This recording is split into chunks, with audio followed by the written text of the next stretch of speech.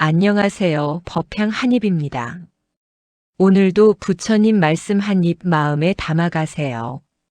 자, 오늘 저는 아주 묘한 이야기를 드리려 합니다. 통계 하나를 먼저 말씀드리겠습니다. 한 심리학 연구에서 사람들에게 이런 질문을 했습니다. 당신 인생에서 가장 좋은 일이 일어나기 직전, 그 전날, 그 전주 어떤 느낌이었습니까? 그 결과가 참으로 놀랍습니다. 응답자의 무려 84%가 이렇게 답했습니다. 뭔가 이상하게 편안했다. 이유 없이 마음이 가벼웠다. 작은 것들이 눈에 들어오기 시작했다. 84%입니다. 그런데 그 사람들 중 그 느낌이 복의 신호라는 것을 알아챈 사람은 단 12%에 불과했습니다. 나머지 72%는 그냥 흘려보냈습니다. 잠깐 멈추십시오. 운이 들어올 때, 복이 문 앞에 왔을 때, 그 신호를 우리는 알아보지 못합니다. 그냥 지나쳐버립니다. 그리고 나중에야 말합니다. 아, 그때 그게 신호였구나. 그때 이미 시작되고 있었구나. 지금 이 순간 법우님들 중에도 그런 분이 계실 겁니다. 요즘 이상하게 마음이 편하신 분, 이유 없이 작은 것이 감사하게 느껴지시는 분, 아니면 반대로 뭔가 불안하고 이게 끝인가 싶으신 분.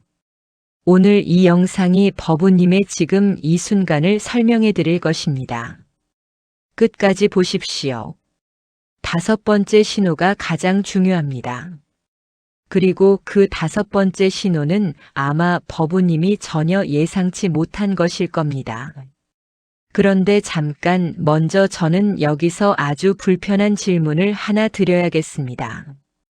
법우님은 지금 운이 좋아지기를 바라고 계십니까? 당연히 그러시겠지요. 그런데 저는 오늘 그 소원 자체를 한번 뒤집어 보려 합니다. 금강경에 이런 말씀이 있습니다. 응무소주의 생기심, 머무는 바 없이 그 마음을 내라. 운을 잡으려는 마음, 복을 끌어당기려는 마음, 그 마음 자체가 운을 막는 가장 두꺼운 벽일 수 있습니다. 이게 무슨 말인지 오늘 하나하나 풀어드리겠습니다. 조주 선사께서 제자에게 물으셨습니다. 밥은 먹었느냐? 제자가 답합니다. 예, 먹었습니다. 선사가 말씀하셨습니다. 그럼 그릇이나 씻어라. 이게 무슨 법문인가? 이것이 바로 오늘의 핵심입니다. 운이 들어오는 사람은 특별한 일을 하는 사람이 아닙니다. 밥 먹고 그릇 씻는 사람입니다. 지금 이 순간을 살아가는 사람입니다. 지금 주어진 것을 있는 그대로 받아들이는 사람입니다. 오늘 저는 그런 사람의 몸과 마음에 나타나는 5가지 신호를 말씀드릴 것입니다. 그런데 오늘 이 채널을 처음 방문하신 분들이 계시다면 구독과 좋아요를 먼저 눌러주십시오. 구독 버튼 바로 아래 알림 설정도 함께 해두시면 이 법문이 올라올 때마다 놓치지 않고 받아보실 수 있습니다. 자, 이제 시작합니다.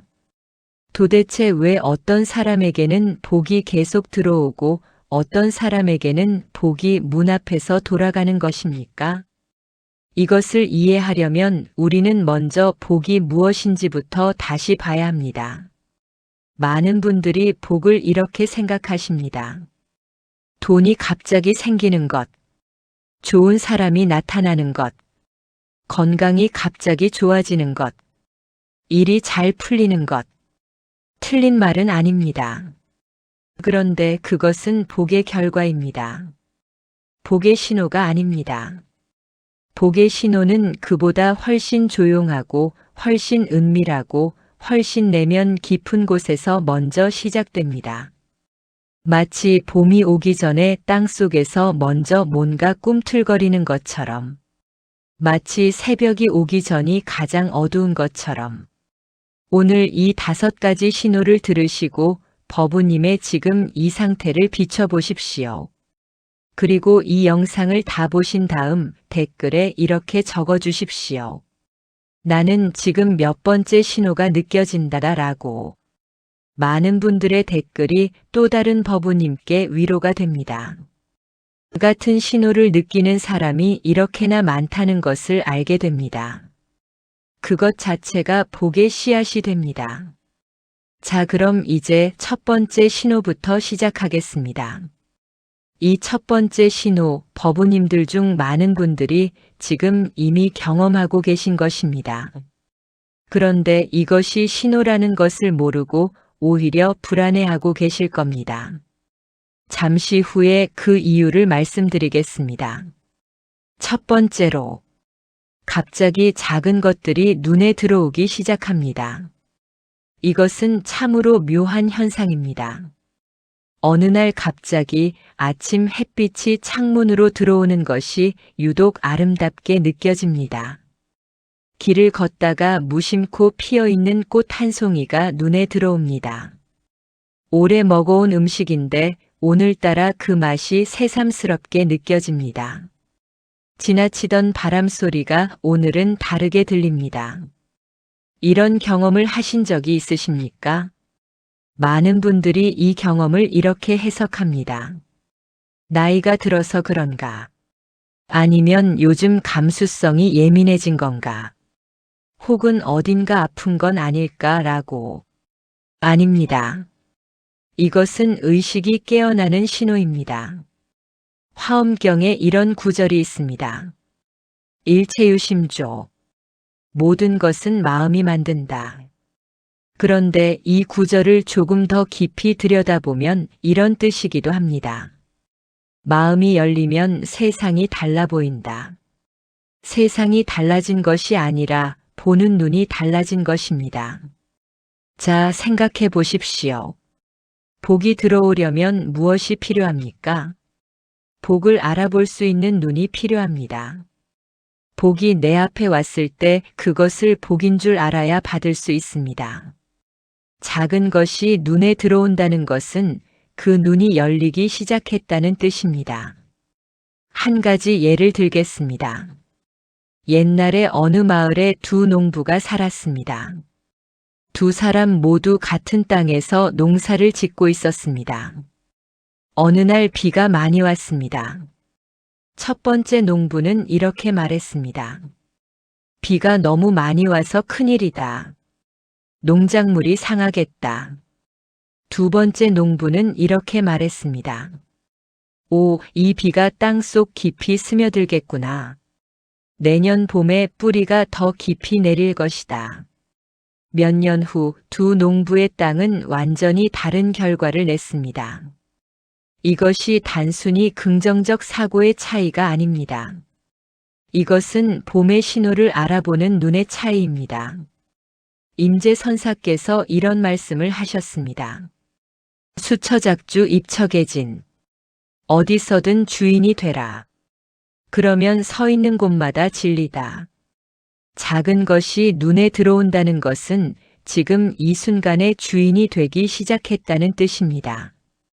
과거의 후회에도 끌려가지 않고 미래의 걱정에도 빼앗기지 않고 지금 이 순간 이 꽃 한 송이, 이 햇빛 한 줄기에 깨어있다는 뜻입니다.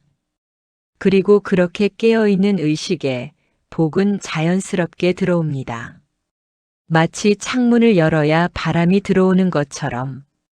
그런데 많은 분들이 이 상태를 경험하면서 오히려 이상하게 느끼십니다. 왜 그런지 아십니까? 그동안 너무 많은 생각 속에서 살아왔기 때문입니다. 뭔가를 계획하고 걱정하고 후회하고 따지고 비교하고 거기에 의식이 익숙해져 있었기 때문입니다. 그러다가 갑자기 조용해지면 이게 낯설고 불안합니다. 내가 뭔가 놓치고 있는 건 아닌가? 이래도 되는 건가 싶습니다.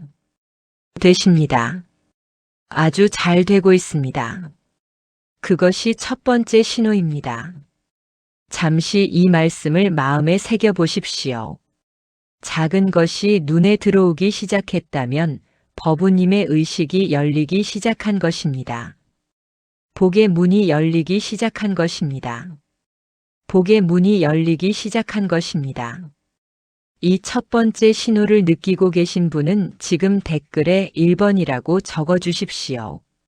자, 그런데 두 번째 신호는 조금 다릅니다. 첫 번째 신호가 부드럽게 찾아온다면 두 번째 신호는 처음에 조금 불편하게 찾아옵니다. 이 불편함을 잘못 해석하면 오히려 복이 들어오는 문을 닫아버리게 됩니다. 잘 들어보십시오. 두 번째로, 오래된 관계나 상황에서 불편함이 느껴지기 시작합니다. 이 말을 듣고 이렇게 생각하실 분이 계십니다. 아니, 불편한 게 복의 신호라고. 그게 무슨 말입니까?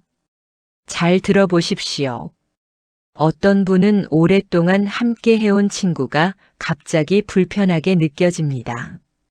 그 사람과 만나고 나면 왠지 기운이 빠집니다.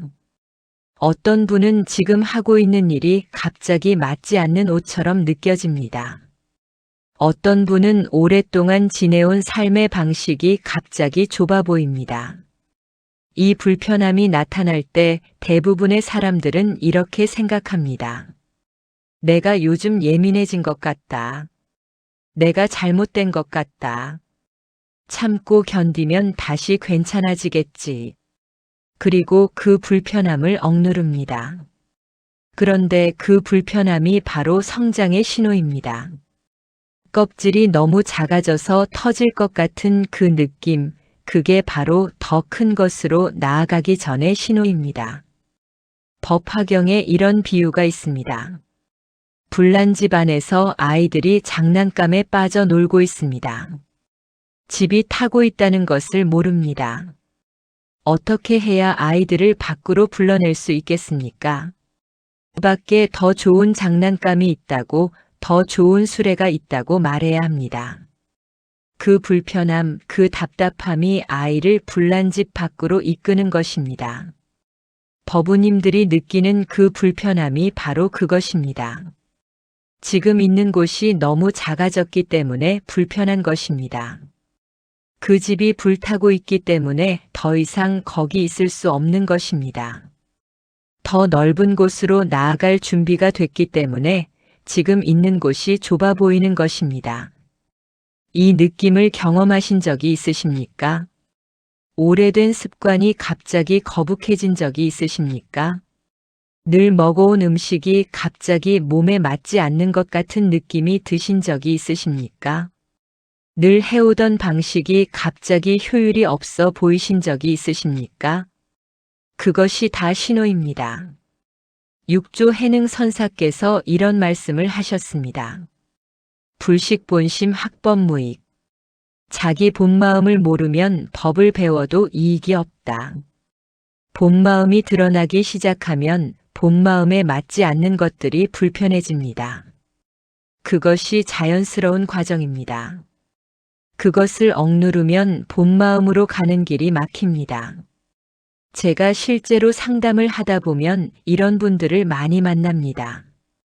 50년 넘게 사셨는데 갑자기 지금까지 살아온 방식 전부가 틀린 것 같다고 하십니다.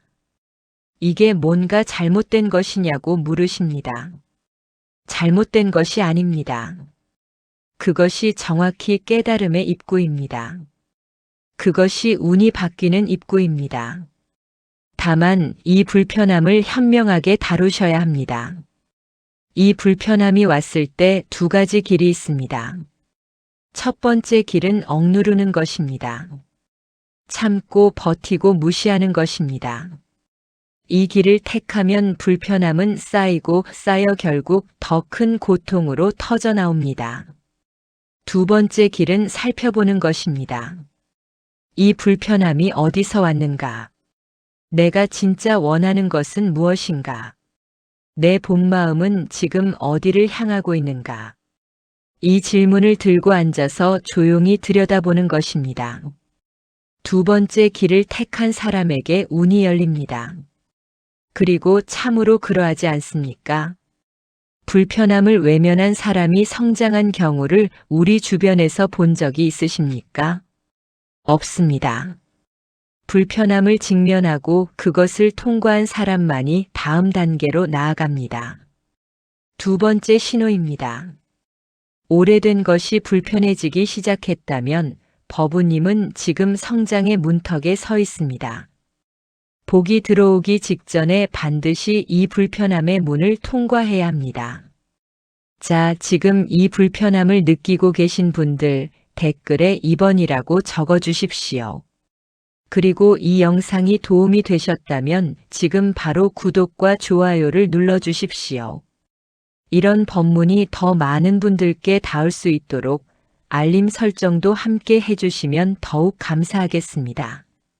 자, 이제 세 번째로 넘어가겠습니다. 세 번째 신호는 제가 오늘 가장 하고 싶었던 이야기입니다.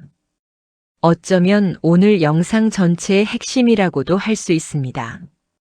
그리고 이 세 번째 신호가 나타났을 때 대부분의 사람들은 정반대로 해석합니다. 그 정반대의 해석이 복을 막습니다. 세 번째로, 잘 모르겠다는 느낌이 증가합니다. 잠깐, 이게 무슨 소리냐고 하실 분이 계십니다. 잘 모르겠다는 느낌이 복의 신호라니. 그거야말로 불안의 신호 아닙니까? 확신이 있어야 복이 들어오는 거 아닙니까? 자신감이 있어야 성공하는 거 아닙니까? 여기서 저는 버부님들에게 아주 직설적으로 말씀드려야 하겠습니다. 다 아는 척하는 사람, 확신에 가득 찬 사람, 내 방식이 맞다는 사람. 그 사람에게 새로운 것이 들어올 자리가 있겠습니까? 없습니다. 이미 가득 찬 그릇에 무엇을 더 담을 수 있겠습니까? 조주선사의 그 유명한 공안을 아십니까? 어느 학생이 조주선사를 찾아왔습니다. 저는 불교를 꽤 공부했습니다. 제게 가르침을 주십시오.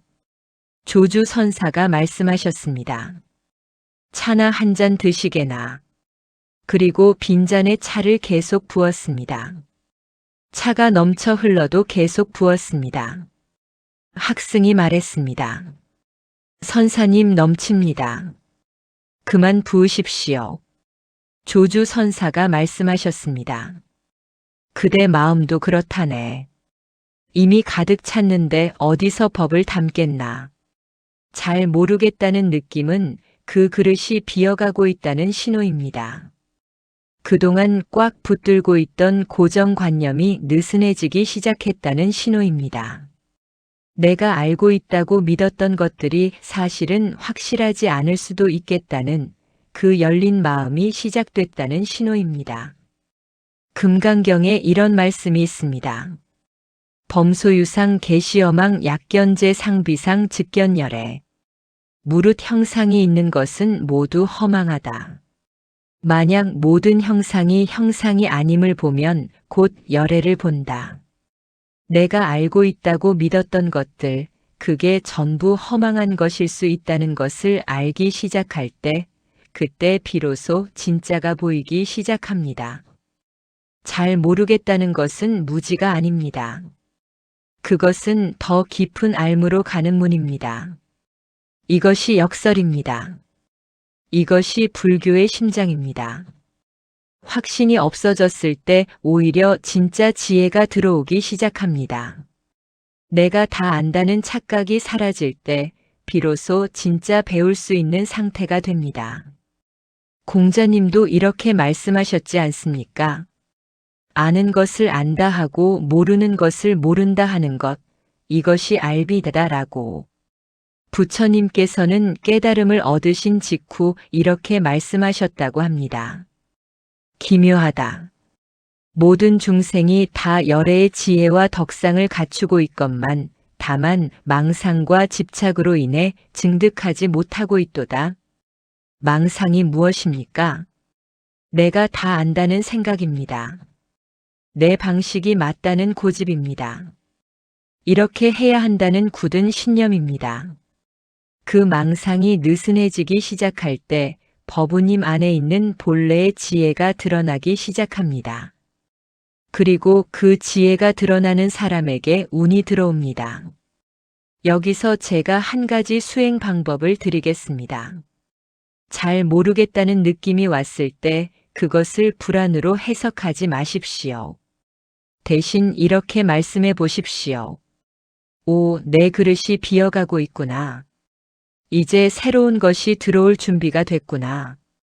이 한마디가 불안을 기대로 바꿉니다. 두려움을 호기심으로 바꿉니다. 그리고 그 호기심이 열린 사람에게 세상은 말 그대로 선물을 들고 옵니다. 참으로 그러하지 않습니까? 새로운 것을 배우는 사람, 새로운 것에 열린 사람, 그 사람의 주변을 보면 언제나 좋은 사람이 모이고 좋은 기회가 모입니다. 반대로 다 아는 척하는 사람, 자기 방식만 고집하는 사람, 그 사람 주변에서는 좋은 것들이 하나씩 떠나갑니다. 이것이 세 번째 신호입니다. 잘 모르겠다는 느낌이 증가하고 있다면 법우님의 그릇이 비어가고 있습니다. 그릇이 비어가고 있습니다. 그릇이 비어가고 있습니다. 복이 들어올 자리가 만들어지고 있습니다. 이 세 번째 신호를 경험하고 계신 분들 댓글에 3번이라고 적어 주십시오. 자, 이제 네 번째 신호입니다. 이 네 번째 신호는 많은 분들이 아주 좋은 느낌으로 경험하십니다. 그런데 이것을 흘려보내는 분들이 너무 많습니다. 이것을 흘려보내면 운이 바로 그 지점에서 멈춥니다. 왜 그런지 지금부터 말씀드리겠습니다. 네 번째로, 다른 사람의 행복이 진심으로 기쁘게 느껴지기 시작합니다. 이것이 참으로 미묘한 신호입니다. 어떤 날 옆집 아이가 대학에 합격했다는 소식을 들었습니다. 예전 같으면 내 자식 생각이 먼저 나고 부럽거나 씁쓸한 마음이 있었을 겁니다. 그런데 요즘은 그냥 기쁩니다. 진심으로 잘 됐다는 마음이 먼저 납니다. 어떤 날 친구가 사업에 성공했다는 소식을 들었습니다. 예전 같으면 질투나 비교의 마음이 먼저 왔을 겁니다. 그런데 요즘은 그냥 잘 됐다 싶습니다. 나도 덩달아 기쁩니다. 이 변화를 경험하신 적이 있으십니까? 이것이 바로 복의 그릇이 커지고 있다는 신호입니다. 왜 그렇습니까? 불교에서는 이것을 수의공덕이라고 합니다. 다른 사람의 선행과 기쁨에 함께 기뻐하는 공덕입니다. 화엄경에서는 이 수의공덕을 10대 수행 중 하나로 꼽습니다. 보현보살의 10대 원 중에 수의공덕이 들어있습니다. 왜 이것이 그렇게 중요한가? 우주는 혹은 법의 이치는 아주 단순합니다. 남의 행복에 기뻐하는 마음은 행복을 불러들이고 남의 행복을 시기하는 마음은 행복을 밀어냅니다. 이것은 단순한 도덕 이야기가 아닙니다.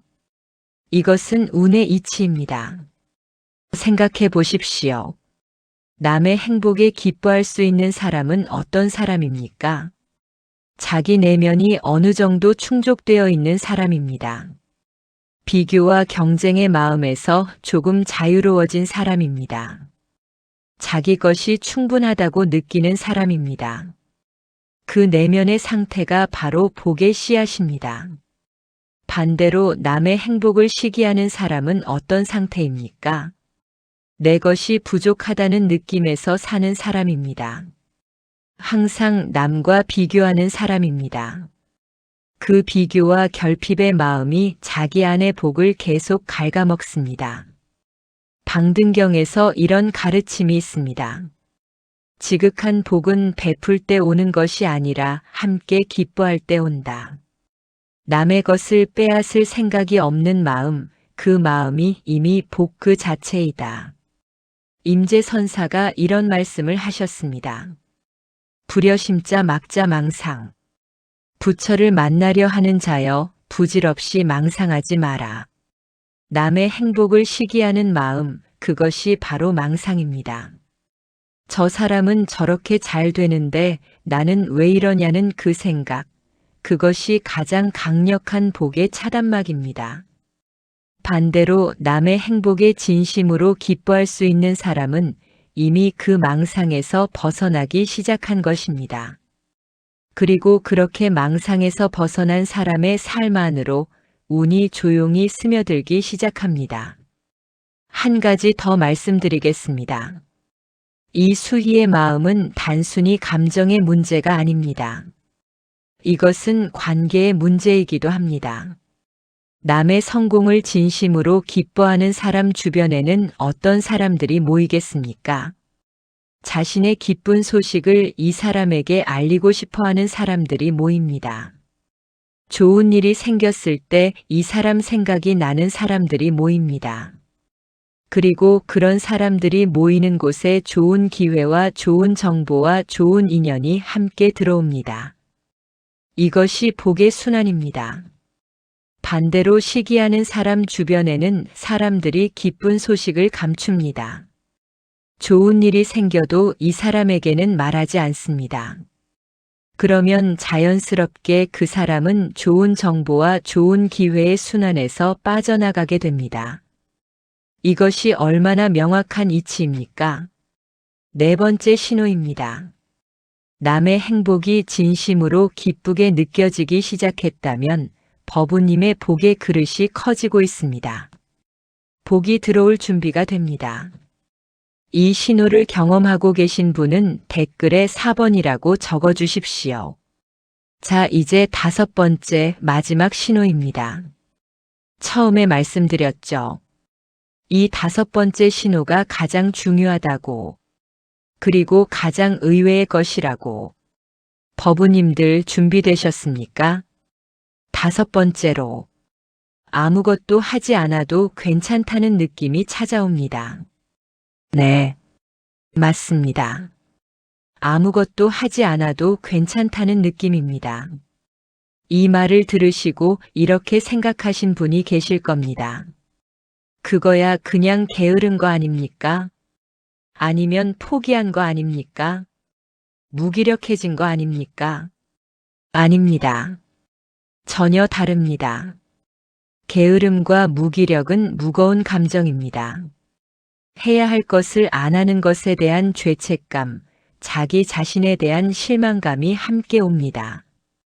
지금 제가 말씀드리는 이 5번째 신호는 그것이 아닙니다. 이것은 가볍습니다. 이것은 편안합니다. 이것은 무언가를 하지 않아서 불안한 것이 아니라 하지 않아도 이미 충분하다는 느낌입니다. 지금 이대로도 괜찮다는 느낌입니다. 증명하지 않아도 된다는 느낌입니다. 이것을 느껴본 적이 있으십니까? 어쩌면 이것이 가장 도달하기 어려운 상태인지도 모릅니다.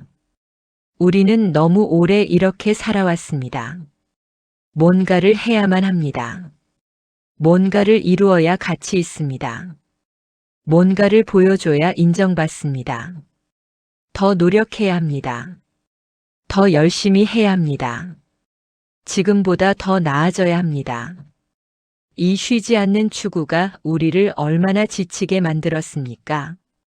반야심경에 이런 구절이 있습니다. 무고진멸도 무지영무득 이무소득고 얻을 것도 없고 얻음도 없다. 얻는 것이 없기 때문에. 이 구절을 처음 들으시면 이상합니다. 얻는 것이 없다면 뭘 하라는 건가? 수행을 왜 하라는 건가? 복은 어떻게 받으라는 건가? 그런데 이 구절의 깊은 뜻은 이렇습니다. 집착해서 얻으려 하면 얻지 못한다. 얻으려는 마음을 내려놓을 때 이미 가지고 있음을 알게 된다. 운도 마찬가지입니다. 운을 잡으려고 발버둥 칠수록 운은 도망갑니다.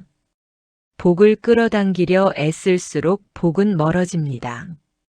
왜냐하면 그 발버둥과 그 애씀 안에는 내가 지금 부족하다는 메시지가 담겨 있기 때문입니다. 지금 이대로도 충분하다는 느낌, 아무것도 증명하지 않아도 된다는 느낌, 지금 이 순간이 이미 완전하다는 느낌. 그 상태에서 진짜 운이 열립니다. 그 상태에서 진짜 복이 흘러들어옵니다. 이것이 역설입니다. 이것이 불교의 심장입니다. 이것이 이 모든 5가지 신호를 관통하는 하나의 진실입니다. 조주선사의 또 하나의 말씀을 드리겠습니다. 지도문안 유혐간택. 지극한 도는 어렵지 않다. 다만 가리고 선택하는 것을 꺼릴 뿐이다. 복이 들어오는 것은 어렵지 않습니다.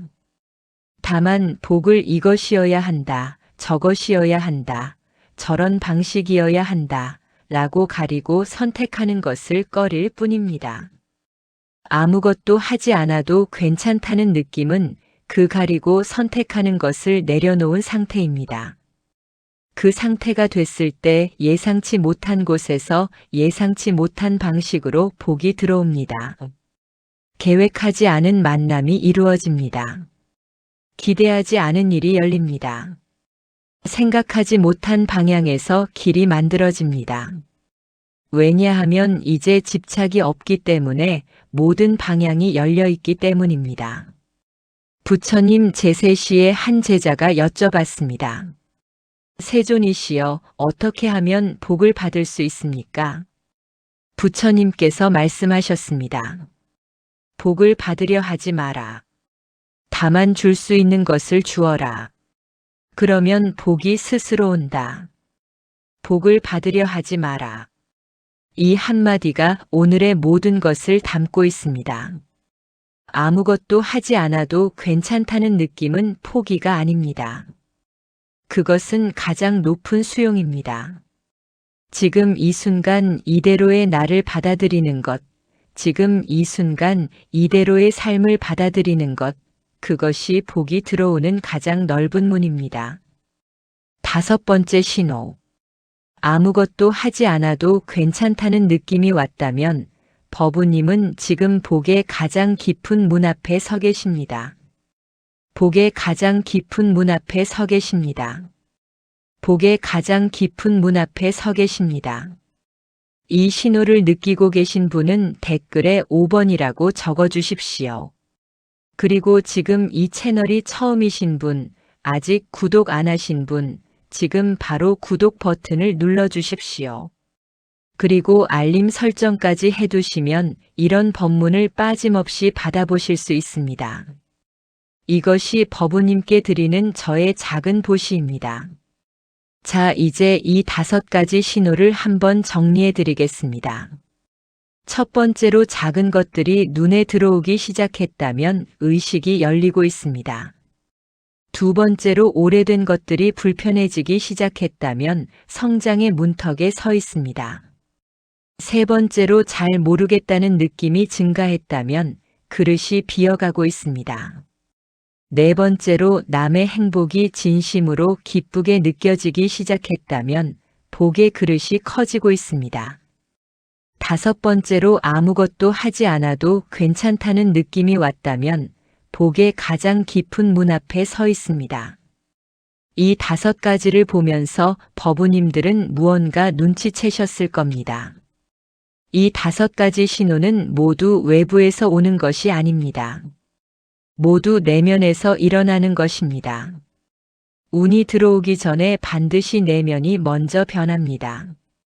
이것이 핵심입니다. 운은 밖에서 오는 것이 아닙니다. 운은 내면이 준비됐을 때 밖에서 알아보고 들어오는 것입니다. 복은 내가 복을 받을 그릇이 됐을 때 스스로 찾아오는 것입니다. 그래서 복을 끌어당기려 하기 전에 자신의 내면을 살펴봐야 합니다. 내 그릇이 얼마나 비어 있는가? 내 눈이 얼마나 열려 있는가? 내 마음이 얼마나 수용적인가? 그것이 운의 진짜 조건입니다. 금강경의 그 말씀으로 돌아가겠습니다. 응무소주의 생기심. 머무는 바 없이 그 마음을 내라. 특정한 방식의 복에 머물지 말고 특정한 방향의 운에 집착하지 말고 특정한 모습의 행복을 고집하지 말고 그저 지금 이 순간 마음을 열고 살아가십시오. 그 마음이 가장 강력한 복의 자석입니다. 이제 법우님들이 댓글에 몇 번이라고 적으셨는지 한번 확인해 보겠습니다. 1번만 느끼시는 분도 계실 것이고 3번, 4번을 느끼시는 분도 계실 것이고 5가지 모두 느끼시는 분도 계실 것입니다. 어떤 번호든 괜찮습니다. 그 어떤 신호가 왔다는 것 자체가 이미 변화가 시작됐다는 것입니다. 이미 운이 가까이 왔다는 것입니다. 이미 복이 문 앞에 서 있다는 것입니다. 그러니 조급해하지 마십시오. 서두르지 마십시오. 강요하지 마십시오. 조주선사 말씀처럼 밥 먹었으면 그릇을 씻으십시오. 지금 주어진 이 하루를 성실하게 살아가십시오. 작은 것에 눈을 열고 오래된 불편함을 외면하지 말고 모른다는 것을 인정하고 남의 기쁨에 함께 기뻐하고 그리고 아무것도 하지 않아도 괜찮다는 그 깊은 평화 안에 머무십시오. 그러면 운은 조용히, 아주 조용히, 그러나 확실하게 들어옵니다. 반드시 들어옵니다. 반드시 들어옵니다. 반드시 들어옵니다. 이것이 오늘 제가 법우님들께 드리고 싶었던 한마디입니다. 좋은 영상이 도움이 되셨다면 구독과 좋아요 잊지 말고 눌러주십시오. 알림 설정까지 해두시면 저의 법문이 올라올 때마다 받아보실 수 있습니다. 그것이 법우님의 수행을 꾸준히 이어갈 수 있는 작은 힘이 됩니다. 오늘 말씀드린 5가지 신호를 가슴에 새기시고 법우님의 일상 속에서 이 신호들을 찾아보십시오. 그리고 찾으셨다면 기뻐하십시오. 감사하십시오. 그 기쁨과 감사 자체가 복의 씨앗이 됩니다. 마무리 말씀드리겠습니다. 우리는 너무 오랫동안 운을 밖에서 찾았습니다. 좋은 날을 기다렸습니다. 좋은 사람이 나타나기를 기다렸습니다. 좋은 일이 생기기를 기다렸습니다. 그런데 오늘 우리가 배운 것은 이것입니다. 운은 이미 우리 안에서 시작되고 있었습니다. 우리가 알아보지 못했을 뿐입니다. 우리가 그 신호를 흘려보냈을 뿐입니다. 작은 것이 눈에 들어오는 그 순간 의식이 열리고 있었습니다. 오래된 것이 불편해지는 그 순간 성장이 시작되고 있었습니다. 잘 모르겠다는 그 순간 그릇이 비어가고 있었습니다. 남의 기쁨이 나의 기쁨이 되는 그 순간 복의 그릇이 커지고 있었습니다.